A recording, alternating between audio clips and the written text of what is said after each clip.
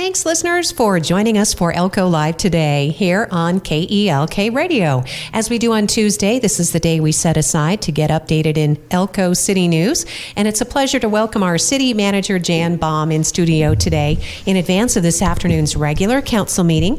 And it will be preceded by a Redevelopment Agency regular meeting, Jan. And that's always cool because there's so many great projects to be discussed during the RDA meeting. So welcome to the program. Well, thank you. Thank you for having me. Yes, the RDA, I believe they're looking at 2 infrastructure grant applications today. And the infrastructure grant application is to help businesses who are opening or whatever to upgrade their facilities for some ADA requirements or different things like that. And so, that'll be a great opportunity.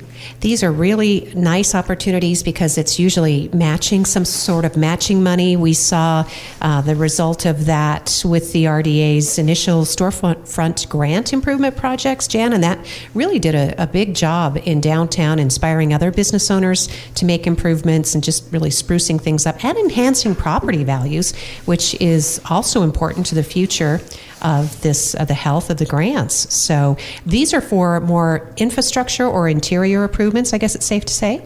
Yes, so yes, those are for infrastructure. So, and like I said, it's usually to bring the building up to some requirements that are, that the building, what do I say? So it sat empty for a while or something, and so it needs to be brought up to some ADA requirements or other federal requirements. And so these grants will help the business owner do that. And there are quite a few properties that could fit this criteria within the zone of this improvement district, if you will. And so today's meeting starts at 3 o'clock, and it will be led by Kathy Laughlin, who I know is very good at her job as our planner.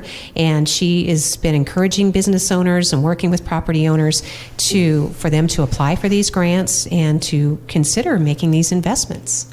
Yes, and I think the first round of infrastructure grants, we didn't have any applications, and this time we have 2. So it will grow as word gets out and the money gets spent. And I think that's the same theory as with the storefront program. As people get those grants and update their storefront, then their neighbors say, that'd be a good opportunity for my business as well, and then it goes down the block. So I think that's it'll be a great opportunity for different business owners. You can check out the agenda item at the City of Elko's website. You know, I meant to go in and look at the documents because, as you mentioned, 2 applications were received, and again, they're up for approval in this afternoon's meeting, or at least consideration.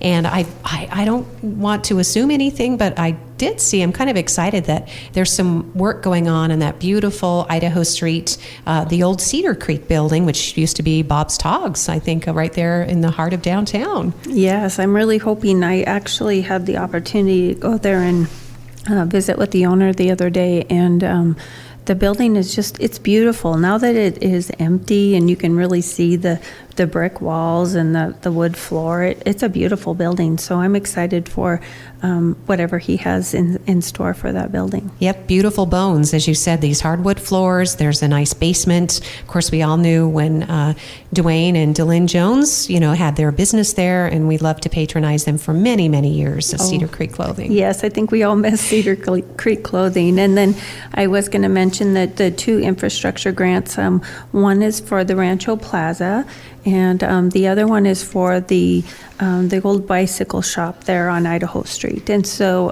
both of them, put in for that infrastructure grant. So exciting to hear the results of that. Nice. And we've seen some businesses pop into the Rancho Plaza too, and that's a great little piece of Elko history.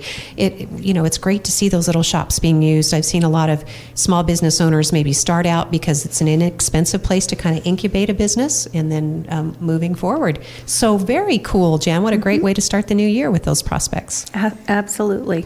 So that'll be first on the agenda for the Redevelopment Agency meeting.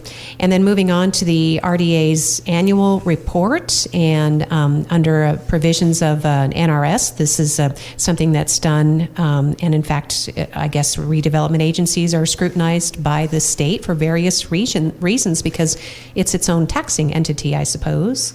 Yes, it is, and so you're right. They receive property tax dollars, and so they have to report into the state, and like we said, we have a great little RDA, and they do a lot for the downtown. And I know they're working on the sidewalk project, for Railroad and Commercial Street. So excited for that to be moving along.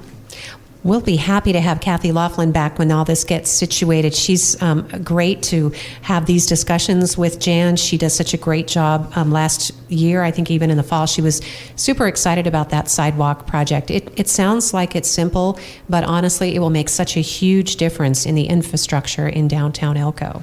Absolutely, and it'll affect so many different types of infrastructure. So it'll affect the water lines and, the sidewalks and ADA entrances into different businesses. And so we look forward to that project. I think it'll make that downtown right there look really nice. Yep, so nice and so accessible. There's a lot to it that you can't see, as you said, that's underground. So. So we'll look forward to that discussion. Again, the RDA meeting is at 3 o'clock this afternoon. Budget, storefront improvement grant, infrastructure grant program, and something called the Downtown Idea Exchange is also on the agenda. Oh, and that'll be great. Hopefully we do get some ideas and some people, again, it's at 3 o'clock, so feel free to come down and give your ideas. That's great, Jan. That'll be at City Hall. The Elko City Council meeting will follow directly the RDA meeting. So that's really cool and a great way to start off the new year with some exciting news about growth and development in downtown Elko. And then moving on to our regular council meeting, that'll be at 4 o'clock today. And there's a presentation right at the top, another important need being met in the community by the Northeastern Nevada Regional Hospital. Yeah, Steve Simpson is going to come and give an update on that project. And I think that'll be a great project for not only a hospital, but our community as a whole. And to be able to have inpatient behavioral health on the third floor of the NNRH. And so I'm excited to hear that update. It's been a while since I've heard about that. And so Steve will come and give an update to council. Well, that's great. That's right at the top of the agenda today. And Steve did speak at the recent Elko County Health Board meeting. And obviously, there'll be new developments at this afternoon session of the City Council. So that's great news moving forward. That's something that's been a real challenge for local law enforcement, just for agencies in general. Anybody that needs kind of a specialized, deeper mental health help, they usually get put on a waiting list for facilities that are located outside the city of Elko. And sometimes it's ended tragically for families who've been desperately looking for some intervention. So absolutely, and I think they'll be able to provide services more immediate to some of our residents that need that, and so that'll be a good option for that as well. So excited to hear that update. Yep, that'll be this afternoon's council meeting on the agenda. And it's Beef Month, the month of February, and I know the council always looks forward to this presentation. Sometimes it comes with treats, right? Yes, sometimes it does come with some treats in a cooler. Yes, yes. So we do that every year, and yep. Thanks to the Elko County Cattlewomen. They usually present that anyway. So yes, I believe so. There'll be a proclamation, and the mayor is good at reading proclamations, as he should be in his third term as mayor. Yeah. Yes. Yeah, he's been there quite a while. And then next on the agenda is something, sadly, that has been dragging on now almost a year, or I guess going on this spring, but the public nuisance at 837 Idaho Street, Jan, and there's an agenda item dedicated to this, to the Ville at 837 Idaho Street. Yes, so the reason this is continuing to be on the agenda is to give council update on the status of the order. So it was declared a nuisance by the council, and then there was an order that was given to the business to abate the nuisance. And so there are a few items on there that the business needs to perform. And they've done most of it, actually.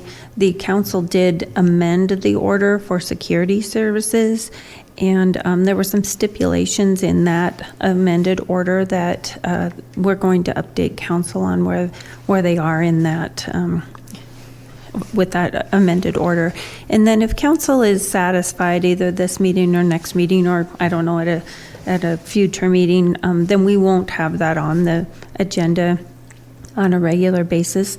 That property, the primary reason for the nuisance was because of the police activity and the safety concerns at that business, and that activity has really decreased, thank heavens. And so as that has decreased, we just need to make sure they're in compliance with the order. Well, that's good news. So moving forward, and hopefully the owner will find the resources necessary to reinvigorate that property, because that was such a crown jewel on 8th and Idaho Street, a beautiful motel property, if you will, for a couple of generations, I think, and to see it in decline is kind of sad, and it doesn't help the economy. So absolutely, and the fence doesn't look great, and yeah, it doesn't look great for the community or the city, but it is private property, and the main concern is the security of the property, and we want to make sure that our residents do not feel that they're unsafe. That's the most important thing. So hopefully that's good news during this afternoon's council meeting. On the consent agenda, a letter of support from Elko City Council to Orla Mining for the Orla South Railroad project, and I don't think that they've gotten any objections anywhere. The county commission has also issued a letter of support, Jan. People are pretty excited about this expansion.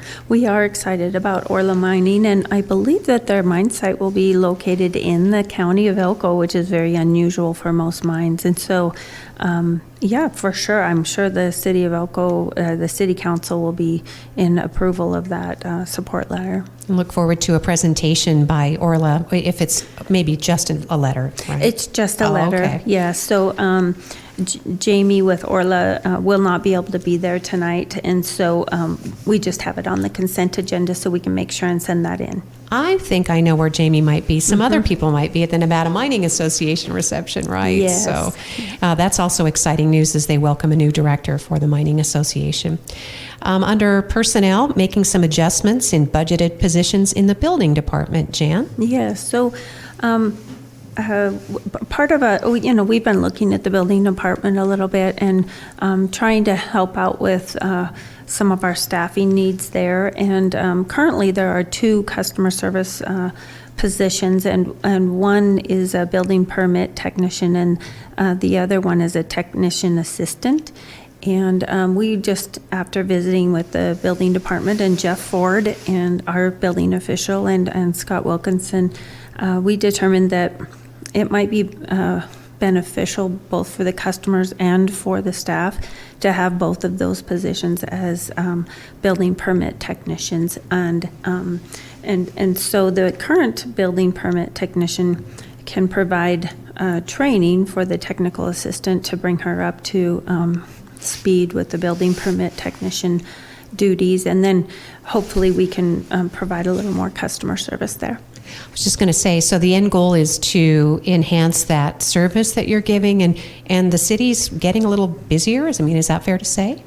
Yes, they are fairly busy, and a lot of people think that maybe we're not that busy because a lot of residential building has slowed down with the interest rate, which makes sense. But we have a lot of commercial projects going on right now, and then there's also a lot of solar activity in our community, and so those also include building permits, and so.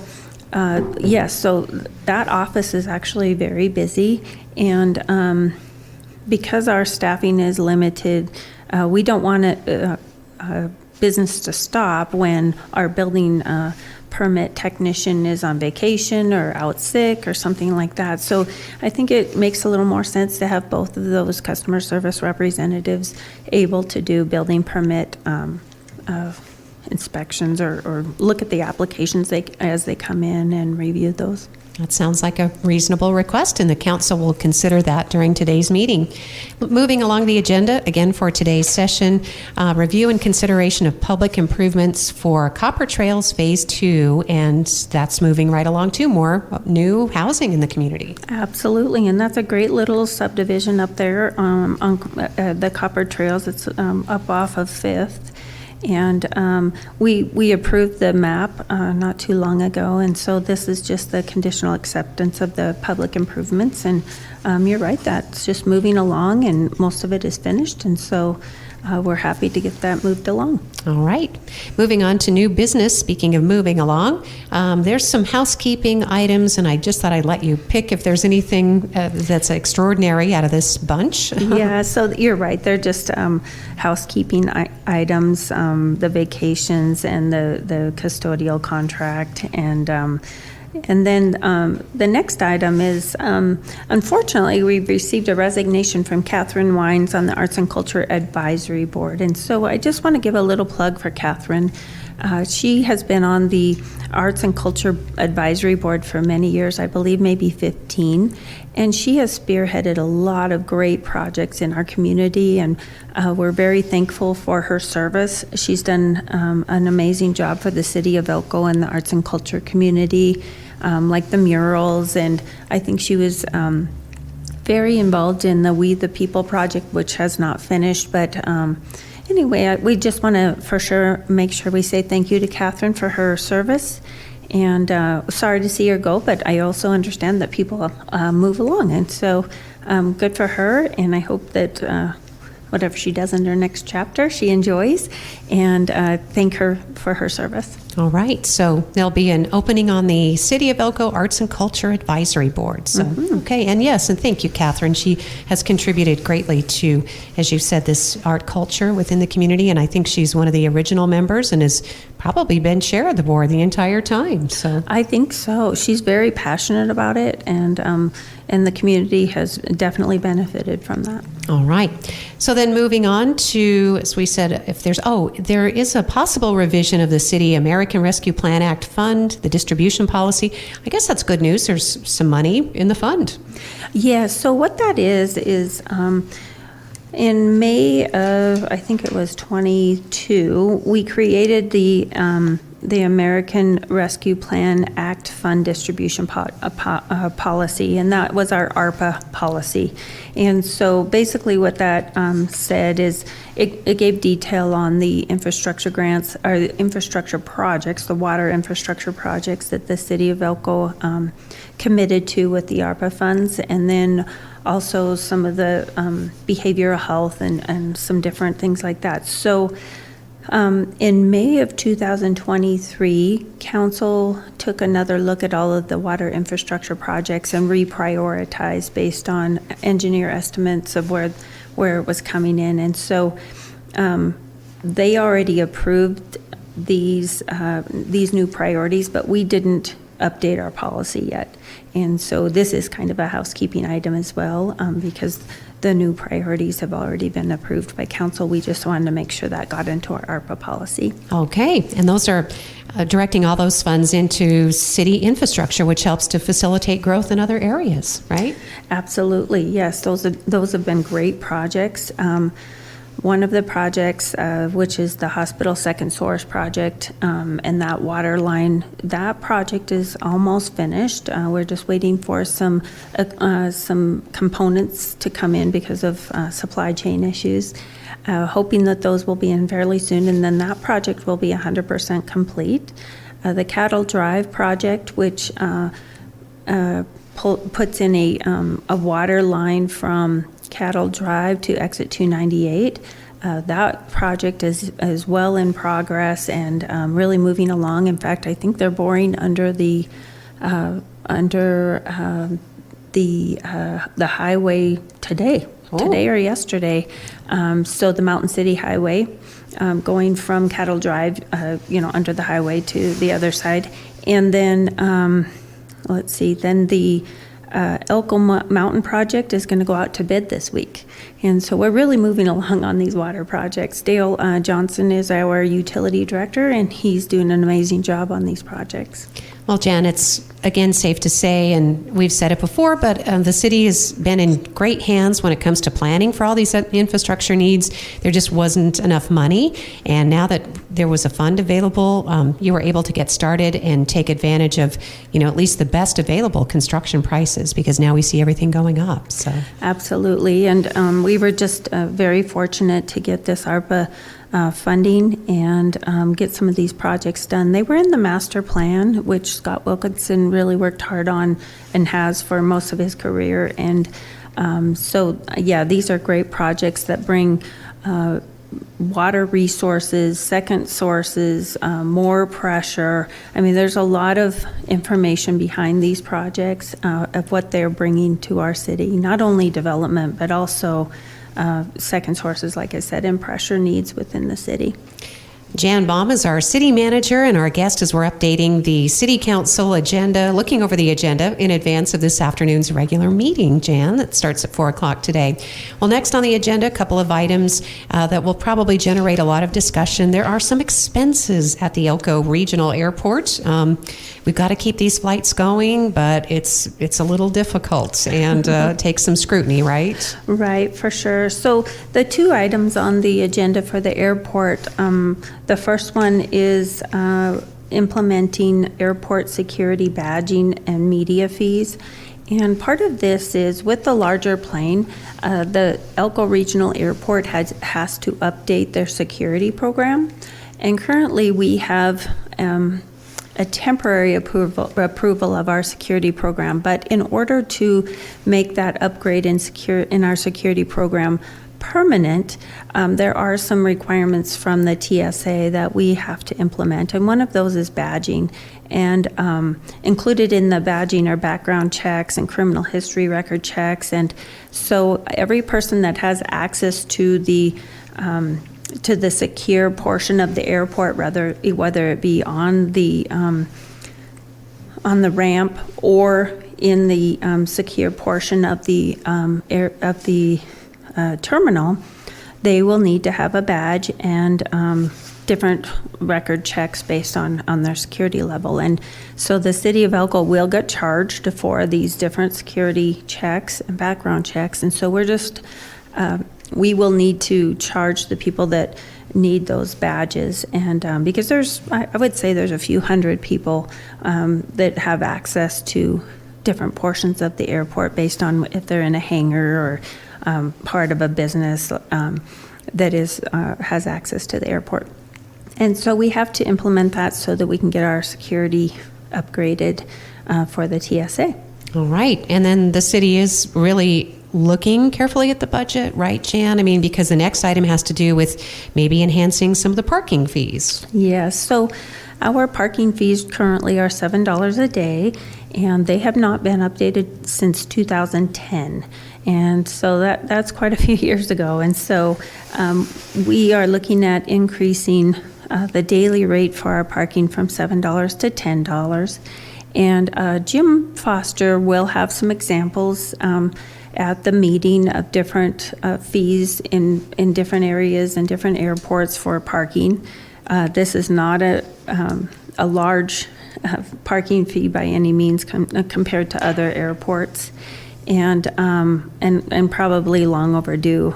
The city, sometimes we wait a little bit too long to increase our prices, and then so we are going to ask council for approval to change the parking fees from $7 a day to $10. And then the second part of that is a lost ticket fee for $70, which is an equivalent of 7 days of parking if council approves the $10 per day parking fee.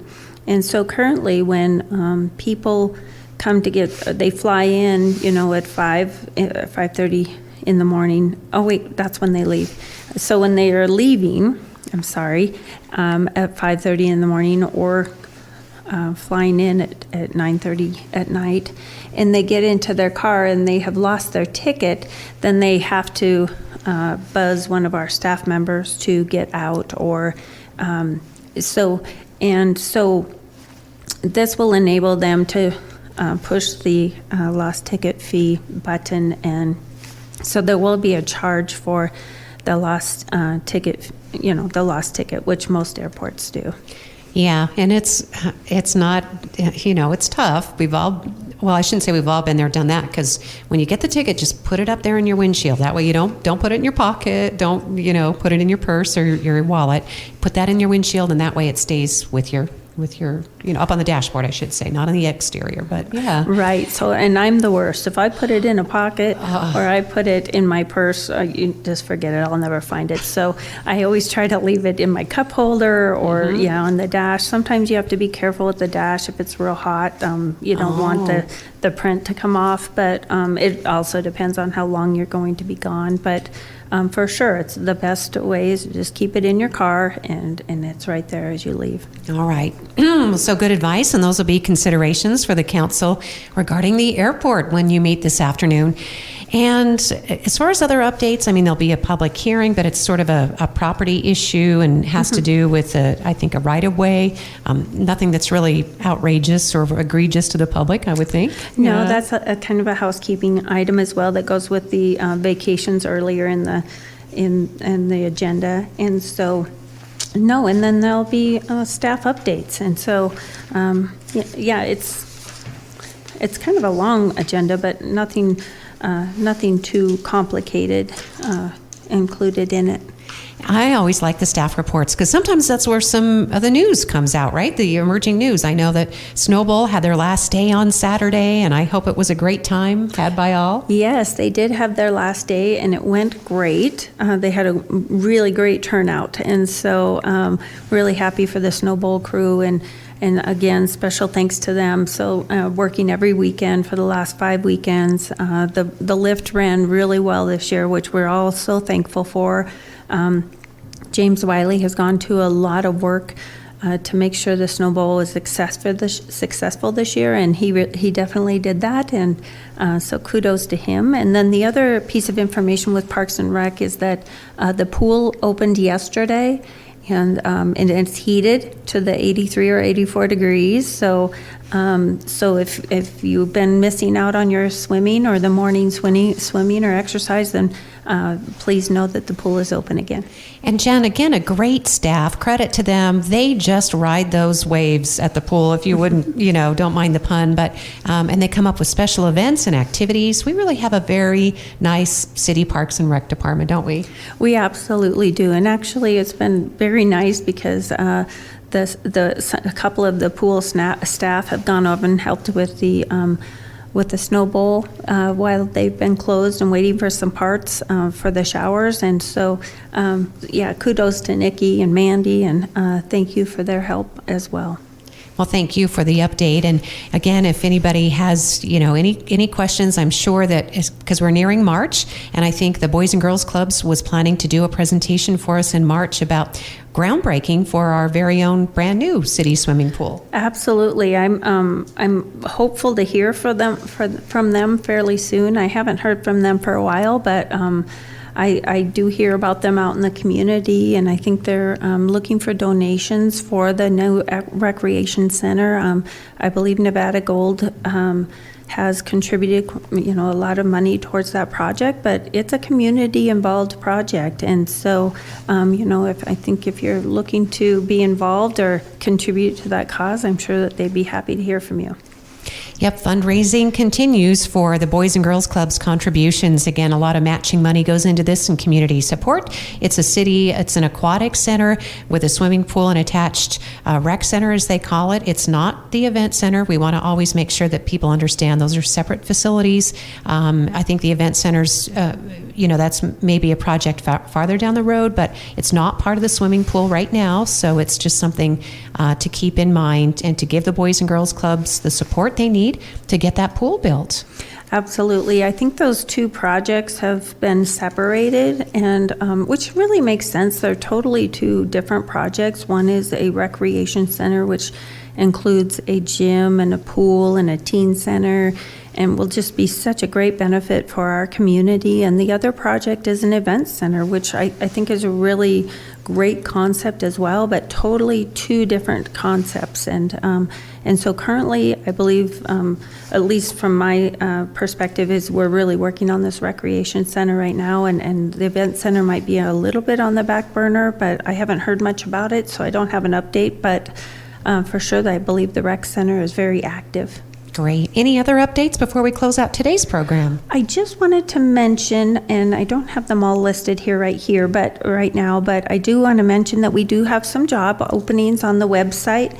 And so we have a civil engineer opening, which is an exciting opportunity, and to assist with development within the city as well as design of different projects. And we'd be thrilled to have some applicants for that position and somebody join our team for the civil engineer department. And then also we have patrol officers opened, and so that's a great opportunity as well. And then our city clerk, who is leaving us at the beginning of May, unfortunately, that position is still open. I believe it is closing. Oh, it's closing today. So if you're excited about that, please get your application in. And then we're always looking for animal shelter volunteers, which is just a fun opportunity to go to the animal shelter and help out there. And then we're also looking for a part-time evidence technician at the Elko Police Department, and then a police records technician, which is a full-time position at the Elko Police Department as well. Well, Jan, thanks for the update. Again, these are great positions. They come with benefits, and, there's always the quality of life to consider. And many notable engineers have begun their careers with the city of Elko. So that's kind of a cool thing, too. Absolutely. And, we just have a really great team, and we just have a great team. That's all I can say, I guess. And we'd just be happy to have somebody join our team. So if you're awesome, they're hiring, elkocity.com. Thanks, Jan. Jan Baum is our city manager in advance of this afternoon's regular council meeting. That opens at 4 o'clock today. Thank you, Jan. Thank you.